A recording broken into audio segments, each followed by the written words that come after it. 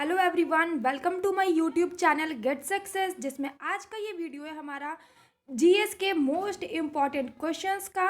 ये क्वेश्चंस हमारे UP TET, C TET, super TET और केवीएस के लिए बहुत ही इम्पॉर्टेंट क्वेश्चंस हैं। आई होप आप लोगों को ये क्वेश्चन सीरीज़ अच्छी लगे, और अगर ये क्वेश्चन सीरीज़ अच्छी लगती है तो वीडियो को लाइक करना बिल्कुल ना भूलें। और आप लास्ट में बताइएगा कि आपके इतने क्वेश्चन में से आपके कितने क्वेश्चन सही हुए हैं। ठीक है, तो बिना टाइम वेस्ट किए हुए क्वेश्चन स्टार्ट करते हैं। हमारा क्वेश्चन नंबर 1 है आज का, भारतीय कृषि अनुसंधान संस्थान कहाँ स्थित है?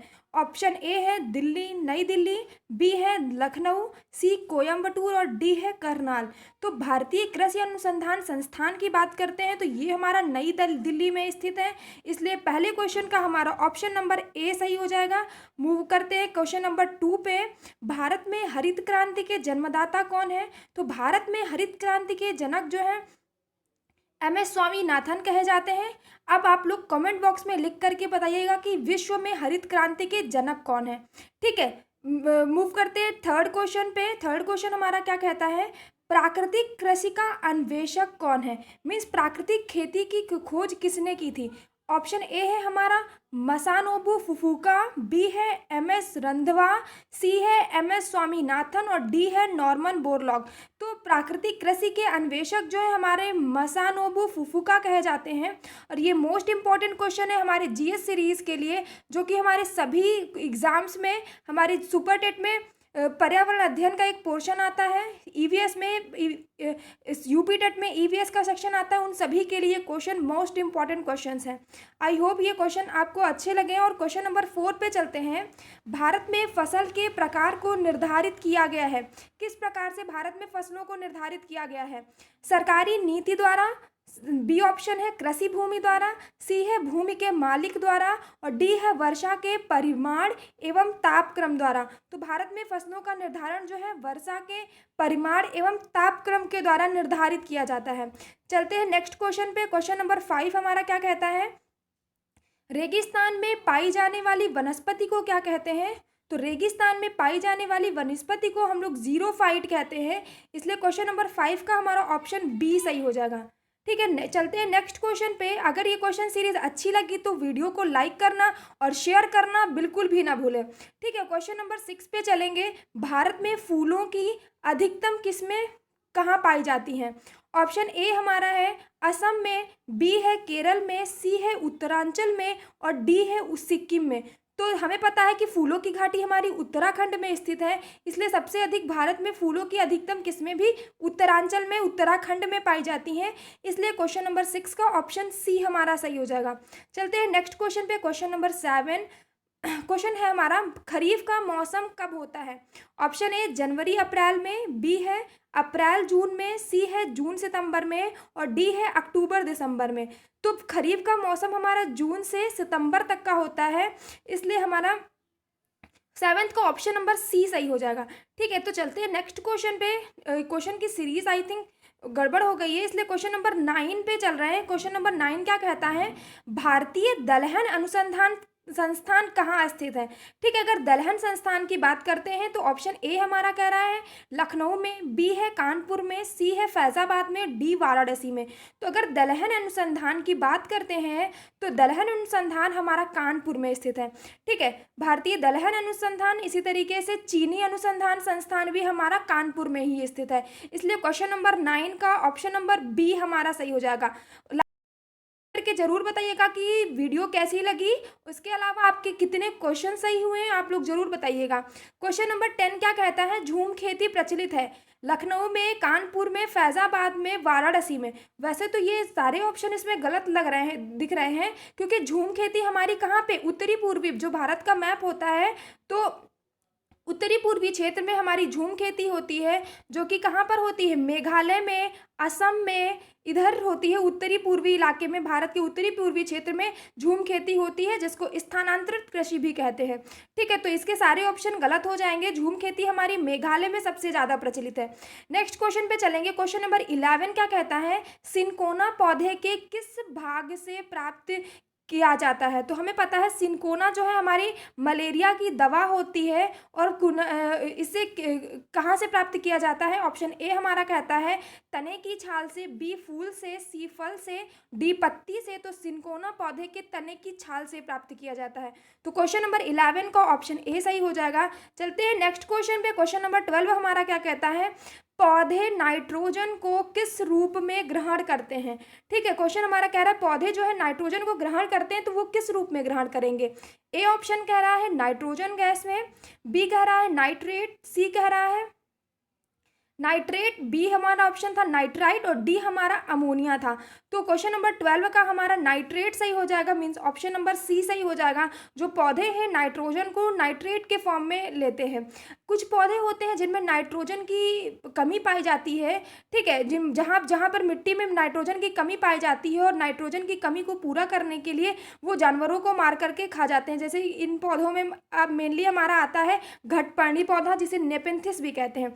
ये सभी क्वेश्चन हमारे बहुत ही ज़्यादा इंपॉर्टेंट है एग्जाम पॉइंट ऑफ व्यू से, केवीएस के लिए, यूपी टेट, सुपर टेट के लिए। इसलिए अगर आप नए हो चैनल में तो सब्सक्राइब कर लीजिएगा चैनल, क्योंकि टीचिंग से रिलेटेड, अदर कॉम्पिटिटिव एग्जाम से रिलेटेड सारे वीडियो, सारे पेपर्स जो है इसी चैनल में डिस्कस किए जाएंगे।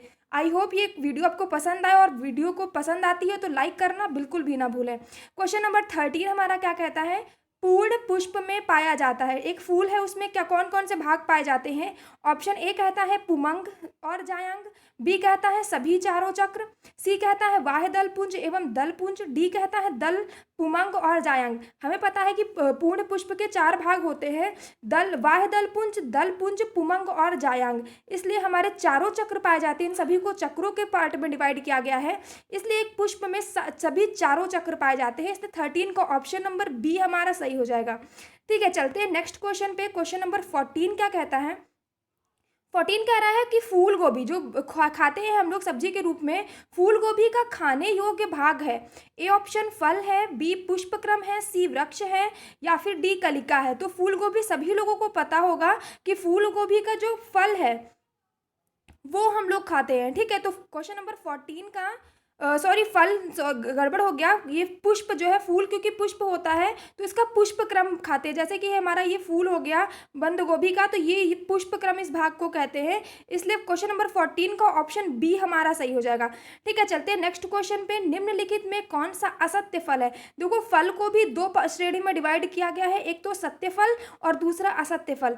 ठीक है, तो सत्य फल में जैसे हमारे आम हो जाता है, ये सभी हमारे सत्य फल में आते हैं। लेकिन असत्य फल की बात करें तो जैसे काजू, सेब, नाशपाती, ये सभी हमारे असत्य फल होते हैं। इसलिए क्वेश्चन नंबर 24 का ऑप्शन नंबर डी हमारा सही हो जाएगा। ठीक है, तो चलते हैं नेक्स्ट क्वेश्चन पे। नेक्स्ट क्वेश्चन क्या कहता है? निम्नलिखित में कौन नकदी फसल है?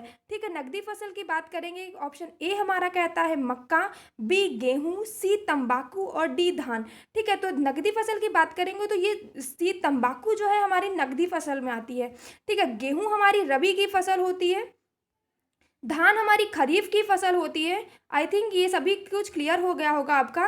क्वेश्चन नंबर 26 पे चलते हैं। निम्नलिखित में से किसमें प्रोटीन सर्वाधिक होती है? जो ऑप्शन दिए गए, वैसे हमें पता है कि सर्वाधिक प्रोटीन सोयाबीन में पाई जाती है, लेकिन अगर ऑप्शन को देखें तो सर्वाधिक प्रोटीन हमारी ऑप्शन ए चावल में, बी मक्का में, सी मूंगफली में, डी सेब में। तो सर्वाधिक प्रोटीन जो है हमारी मूंगफली में पाई जाती है।